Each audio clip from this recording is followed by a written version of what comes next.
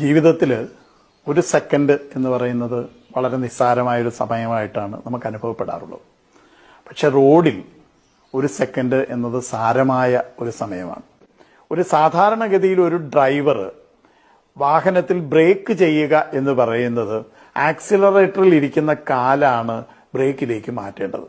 ഇങ്ങനെ ആക്സിലറേറ്റർ അല്ലെങ്കിൽ വേഗത കൂടുന്നിടത്തിരിക്കുന്ന കാല് വേഗത കുറയുന്ന ബ്രേക്കിലേക്ക് മാറാൻ ഏറ്റവും കുറഞ്ഞത് 0.7 സെക്കൻഡ് മുതൽ 2 സെക്കൻഡ് വരെ സമയമെടുക്കുന്നു എന്നാണ് കണക്കാക്കപ്പെട്ടിട്ടുള്ളത്.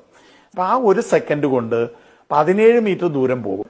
അതേപോലെ ഒരു കാൽനടക്കാരനായ ഞാൻ തിരിച്ചറിയേണ്ട മറ്റൊരു പ്രധാനപ്പെട്ട ഒരു കാര്യമാണ് ഒരു ഡ്രൈവറുടെയും കാലേ ബ്രേക്ക് ഇല്ല എന്നുള്ളത്. എല്ലാ ഡ്രൈവറുടെയും കാല് ഇരിക്കുന്നത് ആക്സിലറേറ്ററിലാണെന്നും ഈ ആക്സിലറേറ്ററിൽ നിന്ന് ബ്രേക്കിലേക്ക് മാറാൻ 1 സെക്കൻഡ് സമയം വേണമെന്നും ആ 1 സെക്കൻഡ് കൊണ്ട് 17 മീറ്റർ ദൂരം ഈ വാഹനം പോകുമെന്നും ആ 17 മീറ്റർ